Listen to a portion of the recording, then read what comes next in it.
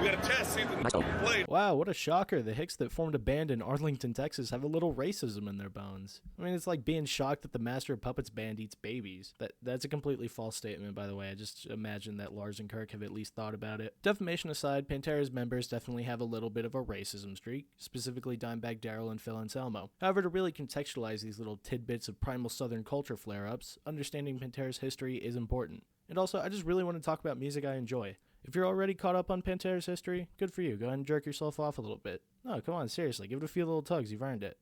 Did you do it? Good boy. Now I'm going to blow your mind with something your little selfish ass probably hasn't thought of.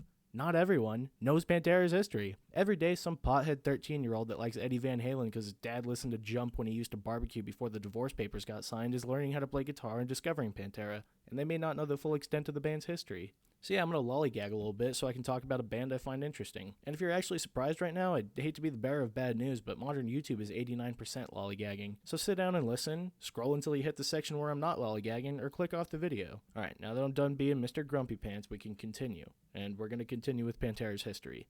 Pantera probably has the most confusing history of any metal band ever. Pantera was founded by Dimebag Darrell and Vinnie Paul, the two brothers whose daddy also happened to be a moderately successful country artist and producer. Look at that, folks. It's not about your talent. It's about who you know, who you blow, and from whose seed you were sown. That's probably Aristotle. Pantera found a rhythm guitarist, a bassist, and a singer, and so began their journey as a glam metal band. Numinos? What the fuck? I mean, no hate to glam metal, but what the fuck happened from here to here? As a glam metal band, they didn't do too bad for themselves, but they never had a breakout hit. All three of the albums they released under this style were pretty mediocre, aside from some notable guitar work from Senior Dimebag. Opening for Quiet Riot is probably their most significant performance of this era, given they never left the southwestern United States during this time. And as with most groups, tension built and boiled over, resulting in the brothers being on their own with a bassist by the name of Rex Brown to babysit. I should also mention that even prior to the breakup, Dimebag was the band's only guitarist, so he was on both lead and rhythm, so they were really only looking for somebody to fill the role of I cannot fucking speak today, I need to drink water. That's good water. Oh, that's good water. Nice and microplasticky. Oh yeah, I love the microplastics.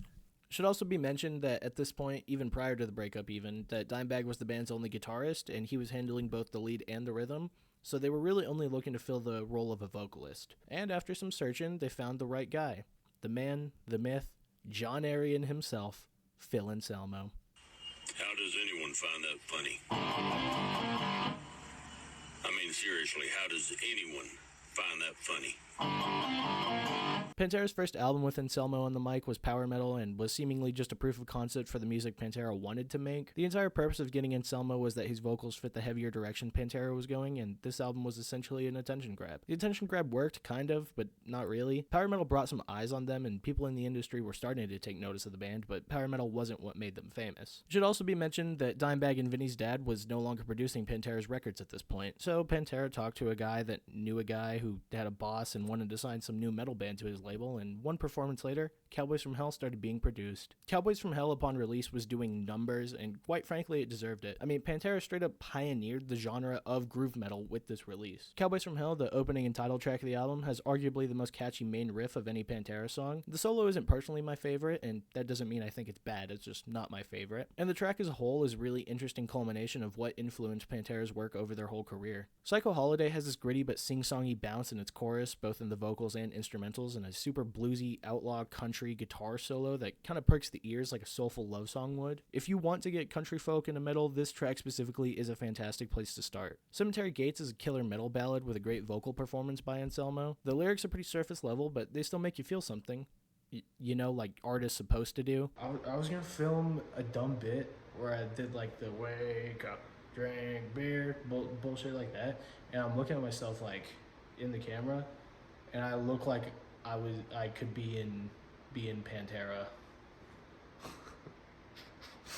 This is fucking stupid. And do I even need to mention how good Dimebag's guitar work is on this track? I mean, it is a 10 out of 10 metal ballad. You know, the album as a whole is really good, but I gotta pick up the pace for the sake of getting to the racism. So as a parting, I'll leave you with my other standout tracks, that being Domination, Medicine Man, Message in Blood, and The Art of Shredding. So yeah, Pantera's work on this album netted them the opportunity to open for big names like Exodus and Suicidal Tendencies, and even a few Europe shows with Judas Priest. Pantera were globally known and an absolutely must-see band at any festival they were playing, and if they weren't already at stardom, they would be off the back of their next 2 records. So we back in the mine, got our pickaxe swinging from side to side, side to side. This task of grueling one, hope to find some diamonds tonight, night, time. We got a test scene with played. Vulgar Display of Power was the record to follow Cowboys from Hell, and it is a solid record. There are some things I wish they brought over from Cowboys from Hell, but it's still a good record regardless. Phil's vocals are a lot more punk-like on this album, and the guitars got even heavier. I think most of this record is in like a weird flat tuning of D standard, but there are a few that just sound like they're in drop D. This is the record that has their most well-known song, Walk, and it's most famous for its appearance in Sonic 2, starring Jim Carrey. Shout out Luis Santos for the clip. Holy shit. Dude, hang on. This should not be as fucking funny as it is, dude. This shit is killing me. Did you make the movie? Walk has like this head boppy, heavy arena rock sound and an alright solo. Like I mentioned previously, this album is significantly heavier than Cowboys from Hell, and that's weirdly most apparent on the band's 2 ballad-like tracks on this record. This Love is a dark, melancholic track with aggressive and abrasive choruses that aren't super pleasant in the context of a ballad, but they weirdly work here. It's also a really neat way to use Phil's like raspy smoker screams that he does, and Hollow is the second ballad and closing track on this record. It's a super interesting song for so many reasons. I feel I could make a whole separate video about it, so I guess let me know if you want that as like a short form video or even a long form. Bottom line is it's a really good ballad, arguably the band's best. Other notable tracks on this record are A New Level, Fucking Hostile, Regular People, and By Demons Be Driven. Pantera's next album, Far Beyond Driven, released in 1994, and man, isn't that just the coolest album cover? Okay, yeah, but like what if instead of the drill going into the guy's head, it went into his butt?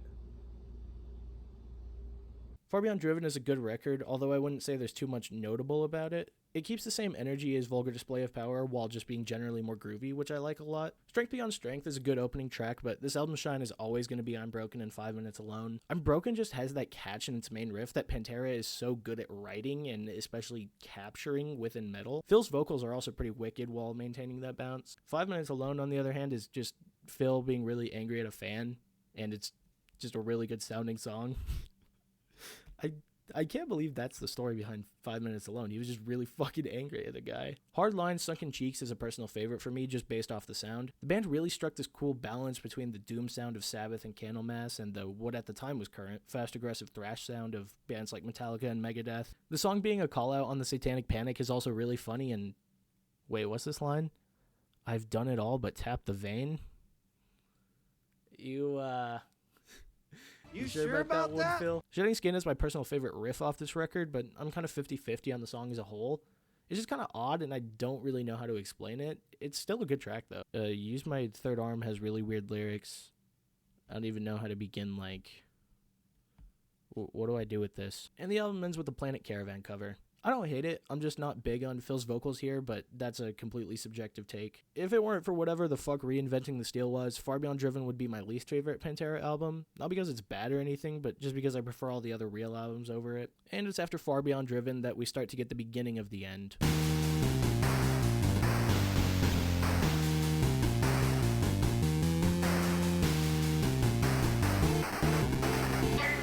Leading up to the release of Pantera's canonical final album, tension between Phil and Anselmo and the brothers Dimebag and Vinny was on the rise. The story from the brothers' side was that Phil wasn't around the band all that much, and when he wasn't very productive, and Phil's rebuttal was that his back was all fucky-wucky, and that's why he wasn't super keen on working. But no need to worry, because his homemade remedy of booze and...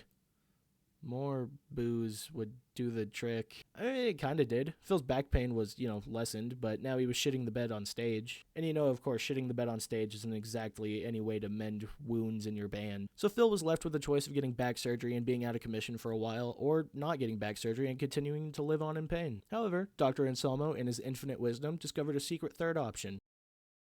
Heroin, baby! Ain't no lighters in this damn place. And look, there are a multitude of things to criticize and chastise Phil Anselmo for, but his past issues with substance abuse are not one of them, plain and simple. Addiction is not fun, especially when it's something as mind and life-altering as drugs. I understand that people around Phil were both directly and indirectly harmed by his addictions, but if you're unable to sympathize with his position, please at least try to empathize. Anyway, to get back on track, Phil Anselmo said on stage that rap music advocates for the killing of white people, and then he apologized, throwing the little cherry on top that he was drunk.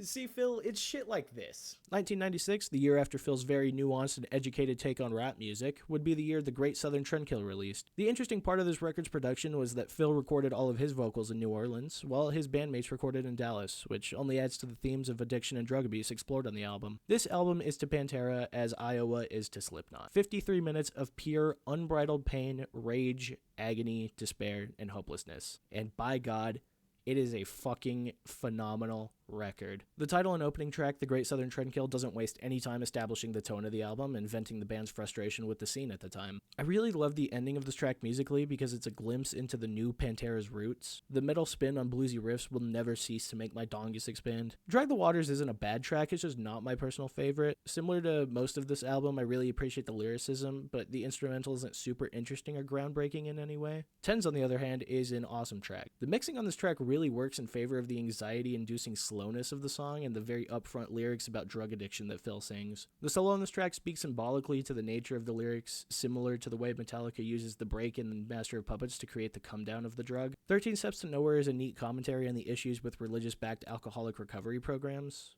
Although I will say I'm personally lost on this verse, I really don't know how to interpret this. Suicide Note Parts 1 and 2 are an extremely emotional experience with an intensely complex dichotomy between different phases of suicide. There's a lot to say about both of these tracks, but I am a little too stupid to break them down fully, nor do I really even have the time. And come on, you can't speak about Floods without mentioning the solo. I mean, goddamn, it is a good solo. The track as a whole is an interesting delve into nihilism that the band hadn't really touched upon before, and that makes it super interesting to me. So yeah, that's basically The Great Southern Trendkill. It's personally my favorite album because I find the theme of addiction to be cathartic, and we're going to pretend that's the last Pantera album because Reinventing the Steel is kind of dookie. I mean, it's not the worst thing ever made, but it's not interesting, and the sound direction Pantera went for just isn't it, quite frankly. They lost a lot of what made them super interesting on this album with electing for less bouncy vocal performances and a lot more traditional thrash guitar work. Reinventing the Steel is kind of like that kid a couple has to try and save their failing marriage, but it's really hard to come back from a heroin overdose. A little over 2 months after the release of The Great Southern Trendkill, Phil overdosed on heroin after a concert. Phil was given a little upper in the form of Narcan and did not die, but now his bandmates knew he was struggling with a drug addiction. And you know what? I'd call bullshit that this is the way they found out. I refuse to believe that Dimebag and Vinny had not at least considered that Phil becoming more distant could have been due to drug problems. And don't even argue the different times thing either, because this band existed in the era of Motley Crue and Black Sabbath. Drug problems were about as common as the fucking flu. Okay, shitty intuition aside, they tried to make it work by making Reinventing the Steel and, continuing to play live shows for a bit, but it did not last. The band did not leave on good terms either, and members would occasionally publicly bash each other. And, it was mostly just this.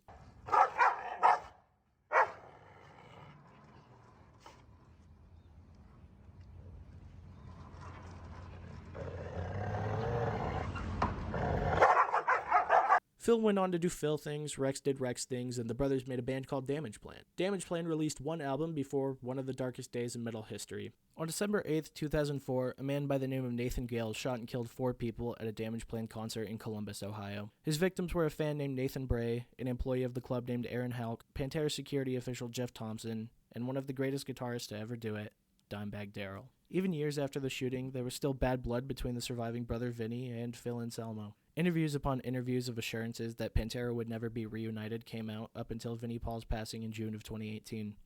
Editing Ryan, I completely forgot to mention that Pantera started doing stuff again in 2023 with Phil Anselmo and Rex Brown as like the only original members. So they have Zach Wilde and Charlie Benante as stand-ins for the Abbott brothers now. They're still playing shows, I believe. I don't know how many they're actually getting because a lot of people just don't book Pantera because of the 2016 Dime Bash incident I'm about to talk about. Yeah, and now that we have a comprehensive timeline of Pantera's history, it's time to sprinkle in the group's escapades and racism. You see those fuckers over there? You see them? Yeah. Right here? They have done absolutely nothing wrong, but they're blue.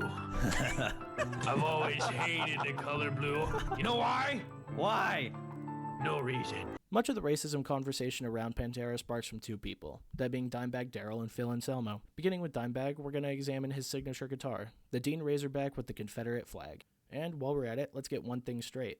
This is not a rebel flag, this is not a Dixiecrat flag, this is the Confederate flag.